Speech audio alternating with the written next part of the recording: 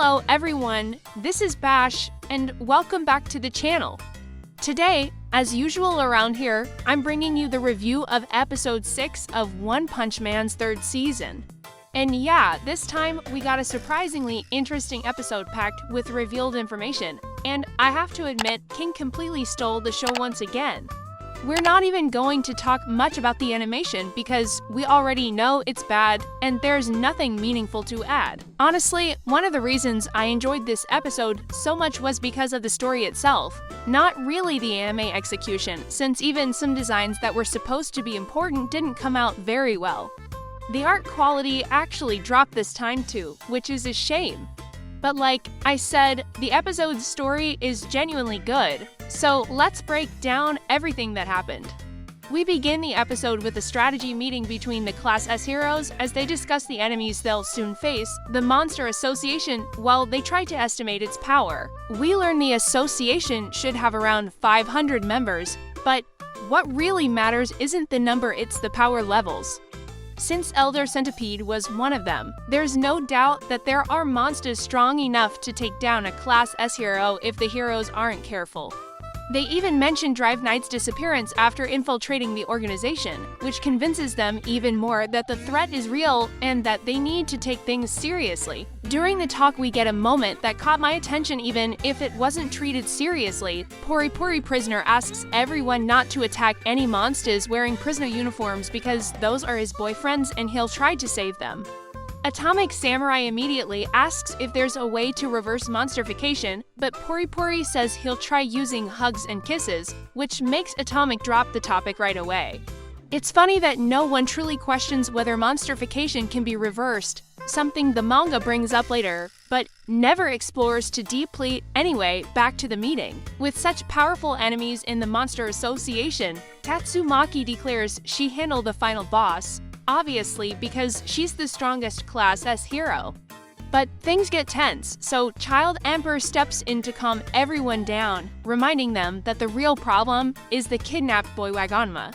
They can't just destroy the monster base without rescuing him first, which is why they tell Tatsumaki to take things slowly.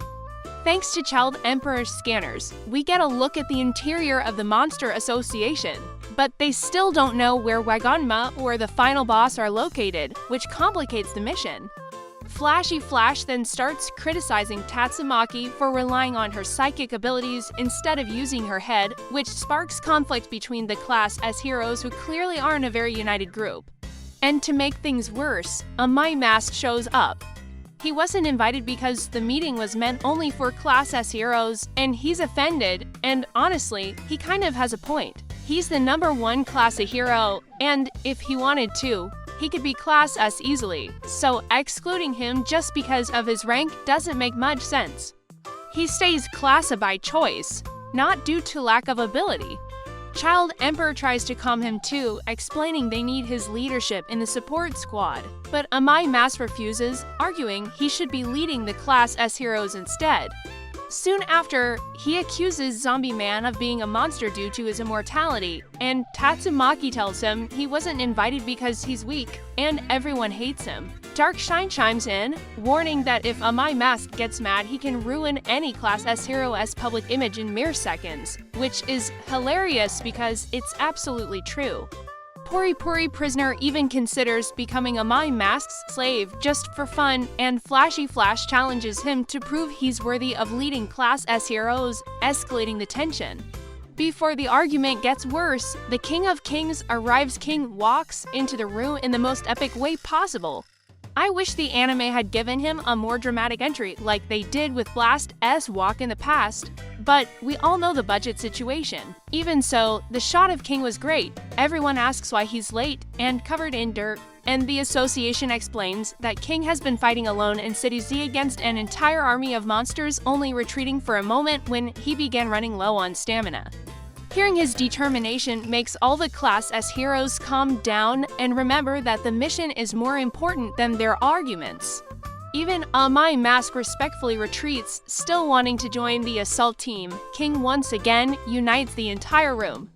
He truly is the greatest hero, or at least they believe so. Even Tatsumaki, who respects almost no one, seems to see King as her equal, which is insane but amazing. With the Class S meeting done, we move to the support team's meeting led by Sekingar and Amai Mask. The anime cuts out a lot of character introductions compared to the manga, including several side heroes. We get to see Captain Mizuki, but her anime design is disappointing compared to her manga version. The manga also introduces characters like Father class a rank 34, One Shooter class a rank 22, Crescent Moon class a rank 25, and Gear Spirit class C rank 133, each giving their thoughts on the dangerous mission, but the anime skips all of this. Next, Silver Fang and Bomb arrive at the association asking for a new transmitter after losing theirs in the fight.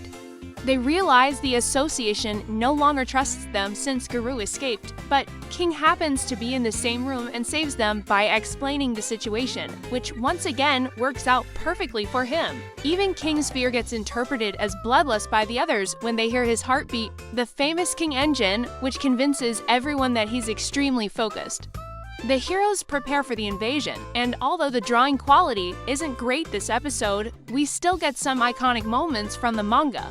They finally updated Fubuki's outfit, although it's strange that they waited until now instead of doing it when her dress originally ripped. Fubuki is determined to join the fight, but Tatsumaki banned her from participating in the mission out of sibling rivalry, leaving Fubuki with a strong desire for revenge after being humiliated.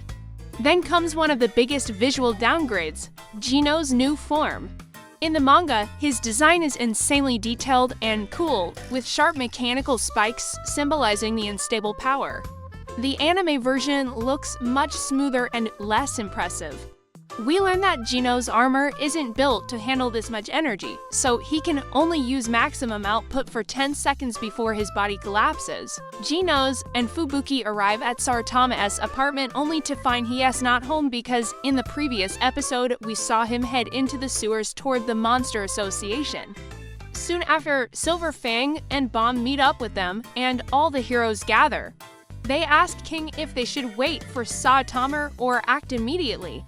King knows waiting could delay Class S heroes, so they decide to move forward.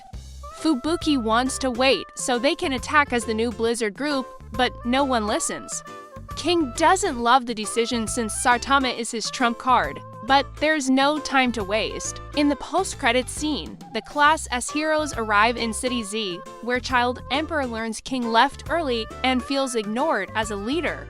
As soon as they arrive, the monsters ambush them, and a dark sorcerer-looking creature steps forward, clearly the leader of the first wave. In the manga, this scene is more dramatic because 3 entire train cars are thrown behind the heroes to block their escape, and dozens of monsters emerge from them. In the anime, this was removed. The villain introduces himself as Yagen with an unknown threat level, ending the episode, and that wraps up the chapter. What can I say? One Punch Man's story remains incredible. The jokes always land, and any scene with King is automatically gold. But the animation continues to drag things down. Many scenes that were epic in the manga lose impact here, especially the team departure and Gino's transformation. Still, the episode is decent overall. And supposedly episode 8 will bring one of the season's best animated moments. Just like episode 5 did, so let's see what they deliver, and that's it, guys. Another episode reviewed, another dive into the madness that is One Punch Man Season 3. The story continues to shine even when the animation tries its best to drag it down. But tell me, what did you think? Did King carry the episode again? Qual Senefiku Meller no manga provoca? Let me know everything down in the comments. If you enjoyed this breakdown, don't forget to leave a like, subscribe, and of course activate the notifications so you don't miss the next review. I'll see you in the next one. Heroes, thanks for watching.